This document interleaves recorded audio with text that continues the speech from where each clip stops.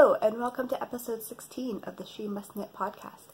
My name is Erin, and thank you so much for spending some of your time with me today. I hope you guys had a great week. We had a pretty good week. I have officially survived 2 weeks of summer vacation, and we're both doing pretty well. She hasn't driven me completely crazy yet, but there's still lots of time for that. We've been going to the library almost every day, especially this week because there were some extra activities, and we've been going to the park near the library and the splash pad. So she gets all her energy out and all her socializing out because she will pretty much play with anyone, and then by the time we come home, she's happy to just play on her own for a bit while mommy does some work, and I get to do a little knitting. Actually, I don't get to do a lot of knitting at home other than when we're at the park. I have to wait till she's after she's in bed. But so far so good. So what did I get done this week? I actually didn't get as much done. I feel like I didn't get as much done this week as I did last week, but I think I still did pretty well. I have some progress on some of the projects that I've been sharing with you over the past 2 weeks or so. I've got a new cast on, I've got a spinning update, and then of course I have the collection and then the new fabrics for voting on, and then I have some shop news because I've mentioned in previous weeks that I have a sale coming up. So before we get started, I'm going to have a sip of my tea. I'm back to iced tea. I've been drinking iced coffee for it seems like forever now, since the weather warmed up, but I am back to iced tea, and today I've got one of the teas that I ordered most recently from Seven Sisters Tea, and it's strawberry shortcake, and guys, this one is really, really good as an iced tea. It's really, really yummy. So that's what I've got with me today, and that will keep me hydrated as I share my knitting. So let's get started. I'm going to start with my progress on my Daisy Girl tea. This is a test knit that I'm doing for Stephanie Lotvin. I'm pretty sure it's due soon, so I need to get my butt moving on this, but in all honesty, I'm almost done. I was hoping, my fingers were crossed that I was going to have it done for this week, but that just wasn't in the cards this week, but I do have progress on it. So this is my progress on my Daisy Girl tea. I think last week I had finished with the body, so I had done all the knitting on the body. I had done my contrast hem there, and I had done all the body pattern, and for that I am using Spunwear Over the Rainbow in the Rainbow Storm color. So I'm getting all these nice grays with these little rainbow flecks. I think it's so pretty. So after we spoke last week, I started bringing in the contrast colors for the bodice and the pattern on the bodice. And I am using a whole bunch of minis for this. So the pink that you see in between the purples there, that is actually a variegated mini. I think I have a little bit of that left. Yes, I do. So that's actually a variegated mini. I have a feeling that this is a hedgehog mini. Yeah, so that's the pink that you see in between the purple. And I've got, the purple is just a purple solid that I had. Oh, I dyed this one to kind of go with the rest of the colors. I was trying to think of where I got that one. I was like, because I dyed it. So that's the variegated pink and the purple are in the pattern of the bodice. And then I'm using another pink mini from Studio Lou as the top because it kind of brings out, when I started doing the bodice, I actually started alternating the purple with this color, thinking I wanted to have the brighter, more variegated pink up at the top, and I just didn't like how stark the purple and this looked alternated. So I went to the pink variegated, and I kind of I think I'm pretty happy with it because it brings out the brighter pinks from the main body, but then this lighter pink, there's a lot of lighter pinks in the variegated pink, so I think that kind of flows into the light pink for the neck. So this is the front, and it is done. These stitches I've left on a needle.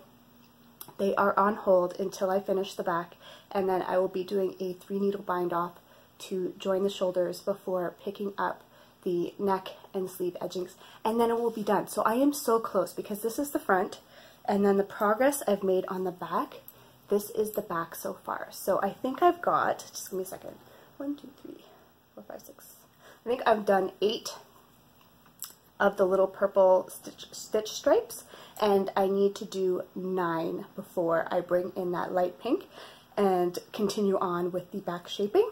So I am almost there. If I had had just a little more time this week, I think I could have gotten this done.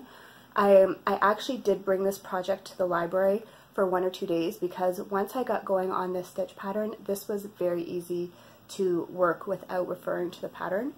So I did get a little bit of work on it at the library as well. So I am so close. I can say with almost 100% certainty, unless something catastrophic happens next week, I should have this as a finished object next week, and I am so excited. I think it's going to be really cute. It's a little wackadoo, the colors are a little crazy, the combination is a little crazy, but you know what, my kid's a little wackadoo too, so I think it's going to be really cute. I think she's going to like it. I think it will go with her wardrobe, and I can't wait to get some pictures of it and show it to you all finished up. So yeah, that's the progress on that. Next, I have progress on a pair of socks that I showed you last week that I had just cast on with the yarn that I had been using for my Impossibly Possible socks, which are no more, but I will get back to those. I know I will in the fall. So I had cast on a new pair of socks, and I had said that for these socks I really wanted a pattern that was going to be easy to do without the pattern, because I'm going to be taking it everywhere with me over the summer, and that I could just work on without referring to a pattern and just get going. And also I wanted to do a cuff down pattern, because that would complete another square on my bingo box. And I had showed you my progress on these. And these are the Q-Train socks by Mina Phillip, who is also the Knitting Expat. And she has tons of patterns for socks, and most of them are written for top down and bottom up, and a lot of them are texture based patterns, so I thought they would be perfect for what I was looking for. And I chose the Q-Train socks because in the project photos that I looked at, I liked how the stitch pattern worked with self-striping yarns, and I do think that this stitch pattern works really well with self-striping, where you can clearly see the striping. It doesn't really interfere with the striping patterns, but you still get a really nice textural effect. So last week I was right here. This is my little stitch marker, my progress keeper from Adoreknit stuff, and this was from the Princess Bride set that I ordered, so I've got that marked. That's where I was last week. And so this week I was able to knit the whole leg, and then I popped in the heel, and this is a German short row heel, and then I'm working up the leg now. And then last week I had also said one of the reasons that I wanted to try one of Mina's patterns was because I've been loving the German short row heel lately, and she uses the German short row heel in most of her patterns, and she has also developed a mini heel flap adjustment for the short row heels to give it a little extra room, and I really wanted to try that. And so I did. And I'm going to see if I can get it. I'm not sure if you're going to be able to see where it is, but okay. So right here, where this pink stripe is, if you look here, there's this little triangle of stitches. That is basically where the little adjustment is. And I can't say too much about it because the actual process is not complicated at all. And if I were to say anything about it, I would basically be telling you how to do it. But I will say one of the components of doing the little adjustment that she does is picking up stitches after you or before you join back in the round. And I've been doing that. I do that anyway. I do that with all my socks. I find that that's the easiest way if you get a little gap between right around the heel where the leg and the foot meet and the heel kind of all form that little intersection. If you tend to get a hole there, I find the easiest way to avoid that is to pick up stitches before you start joining in the round again, and then either decreasing them back out over the next couple of rows, or if I'm making a toe-up sock, I actually leave those extra stitches in because I like the extra room around my leg. Now, because I am doing these top-down, I already made the leg a little bigger. I cast on more stitches than the pattern had said, and then I just kind of adjusted the pattern to work with the stitches that I had.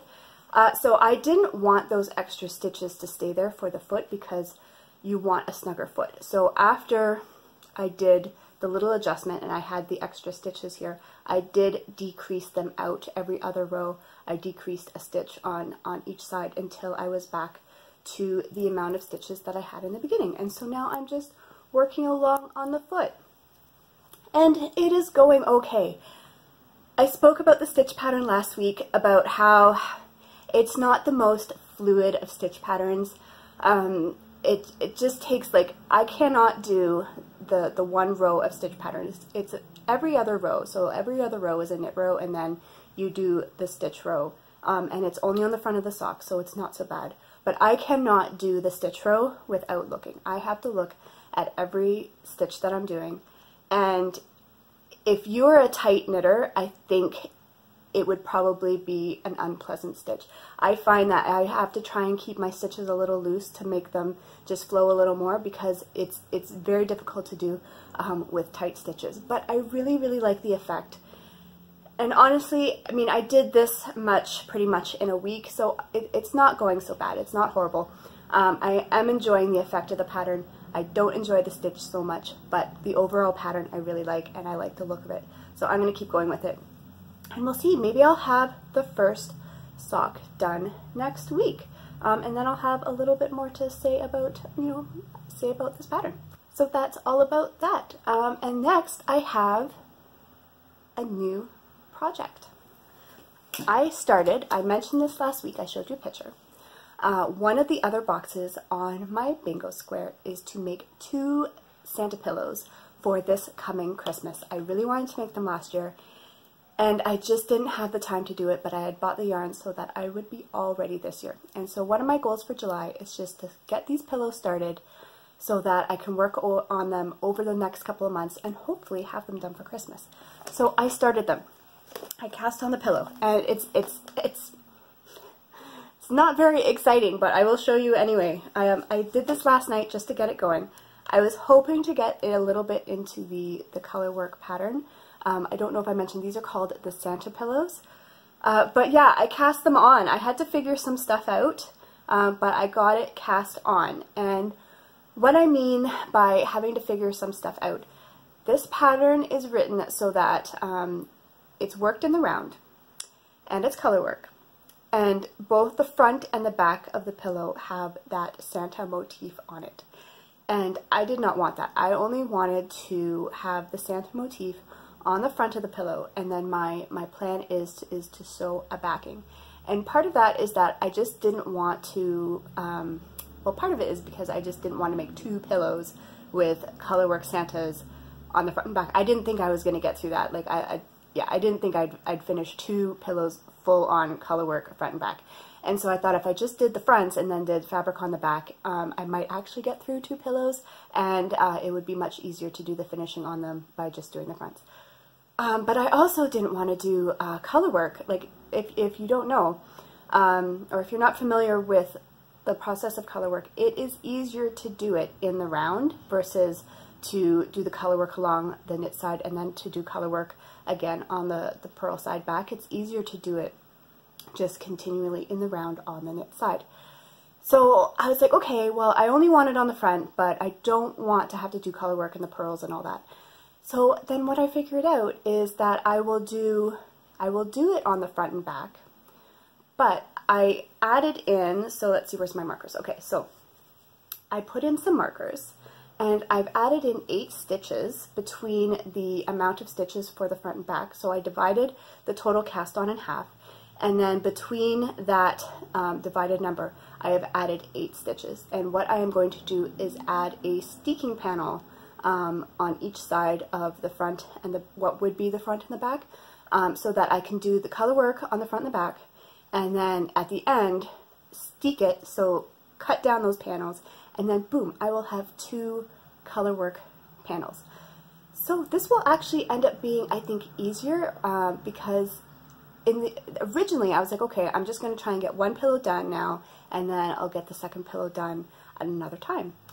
Well, this way I'm going to have both fronts done at the same time. Like, it might take a little longer, but at the end of this, like when I'm done the knitting part, both pillows, like both of the knitting parts of the pillows will be done. and I don't think the sewing part will take very long. I'm going to have to look for some really cute fabric. I don't know if I want to find like Santa fabric because there's Santas on the front, or just find like maybe a small motif that is kind of holiday themed, but once the knitting is done, the knitting will be done for these pillows, and so I actually do think I will finish these this year. I am very optimistic about this. Hopefully next week, I'm going to continue working on these over this coming week, and hopefully next week I will have some Santa motifs. I'd love to be able to show you some Santa motifs, so hopefully I'll have some of that. And I'll probably have more thoughts on the actual pattern, because really that was basically just 2 rows of knitting. I was really trying to get the Daisy Girl tee done, and then I was like, no, I need to get these pillows started or else I'm not going to start them. So that's all I have, is just the cast on, but I really think it's going to be a pretty enjoyable project, and I like the idea that once I'm done, I can just cut them in half and I'll have the parts for both pillows. So yeah, that is all my knitting this week. I'm just going to give you a quick spinning update. I had mentioned previously that I'm participating in Tour de Fleece just on my own, in my group with other people who just want to pop in and say what they're doing for the tour. I'm not joining any group. I'm not posting daily pictures. I'm just playing along on my own and with anybody else who wants to play along with me. But my goal for Tour de Fleece was to spin the 10 ounces of bare fiber that I have that I need to finish, and then to dye to go with my crochet owl blanket, because that is another project I really, really want to finish this year. So my goal for Tour de Fleece was to get this bare fiber spun up, because it is the least enjoyable part of that project, is just spinning this boring bare fiber. And so yeah, I've been working on it. What I've done is usually I have my spinning wheel in the living room so that I can kind of just sit down and work on it, you know, when Avery's watching TV, or, you know, between stuff cooking for dinner. But I've moved my spinning wheel beside my computer, because I don't know about you, but sometimes I get like looped into these like YouTube video, like they just suck you in. It's a total time warp. And by having my spinning wheel next to the computer, I find if I get kind of sucked into one of those like things where I'm just kind of looking at different videos, at least I can spin while I'm doing that, and so I'm being productive, and I don't notice that I'm spinning boring fiber, because my mind is otherwise occupied.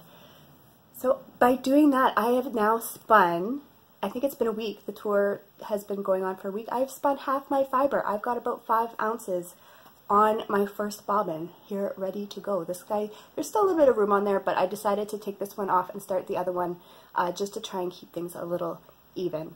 My plan is I will have 2 bobbins of bare fiber, but I'm not going to 2-ply those 2 bobbins together. I'm going to wind these off into a cake, and then use a strand from the outside and the inside to 2-ply on itself, so that I will get yarn, like I will use every single like millimeter of singles that I have on both bobbins. I will have them all turned into yarn, versus if I were to take the 2 bobbins and 2-ply those together, I would have some probably left over from one of the bobbins, and yeah, I just don't want to deal with that. So I'm going to cake them up and then 2-ply them onto them, or from themselves, and then I will have 2 cakes. So hopefully, I don't know if next week I'll have the other bobbin done. That would be lovely, but we'll see. I'm personally just very pleased that I have half the fiber done, and it didn't feel like a giant chore. So that's a plus in my books. So yeah, that's everything I've been working on this week in terms of crafting. So now I just have this week's collection, and last week I gave you a choice between either the llama fabric or the fox fabric, and the llamas won hands down. I think they had double the amount of votes than the foxes got. So I did a collection with the llamas, and it's not a huge collection, but I think it turned out pretty cute. I've got some bags, and then I've got sock blanks and some yarns and stuff. So I'm going to start with the bags. I have 2 of my wee sidekicks, and these are just the regular style without the little clasp. And because my piece of llama fabric was a little smaller of a cut than I usually have, they have contrasting handles as well. So the handles are the same as the contrast bottoms instead of the llama fabric. But I've got 2 of these little wee sidekicks in the llamas with the contrast bottom.